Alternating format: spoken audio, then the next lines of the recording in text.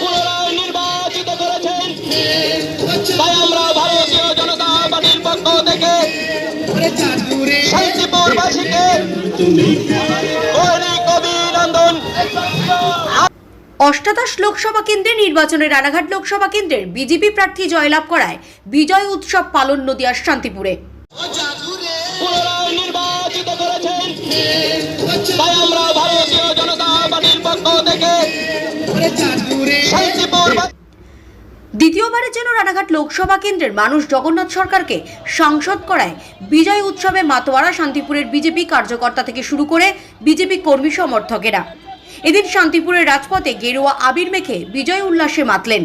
এদিনের বিজয় উৎসবে উপস্থিত ছিলেন মণ্ডল সভাপতি অমিত বৈরাগী সহ একাধিক কার্যকর্তা ও কর্মীরা। এদিন অমিত বৈরাগী বলেন, দ্বিতীয়বারের জন্য রানাঘাট লোকসভা কেন্দ্রের মানুষ জগন্নাথ সরকারকে বিপুল ভোটে জয়যুক্ত করেছেন।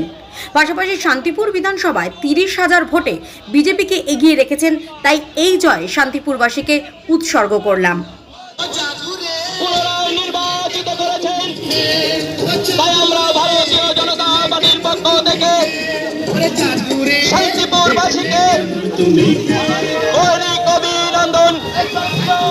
সারা ভারতবর্ষ জানে যে অষ্টাদশ লোকসভা নির্বাচন মিত্র, সেই অষ্টাদশ লোকসভা নির্বাচনে দ্বিতীয়বারের জন্য মোদী সরকারের গঠন এবং রানাঘাট লোকসভায় দ্বিতীয়বারের জন্য মাননীয় শ্রী জগন্নাথ সরকার মহাশয় পুনর্নির্বাচিত হয়েছে এবং শান্তিপুরবাসী তাকে প্রায় 30,000 ভোট উপহার দিয়েছে এবং আশীর্বাদ করেছে। এবং রানাঘাট লোকসভার মধ্যে যে সাধারণ মানুষ তার প্রতি এবং ভারতীয় জনতা পার্টির প্রতি ব্যাপক আস্থা রেখেছেন এবং যার ফলস্বরূপ 1,86,899 এই ভোটের ব্যবধানে ভারতীয় জনতা পার্টি এই রানাঘাট লোকসভায় জয়লাভ করেছে।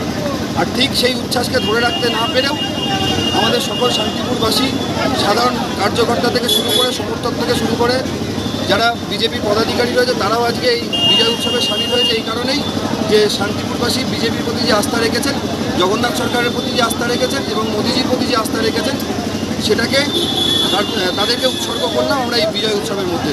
নাম পরিচয়? অমিত বৈরাগী, ভারতীয় জনতা পার্টি শান্তিপুর মণ্ডল সভাপতি।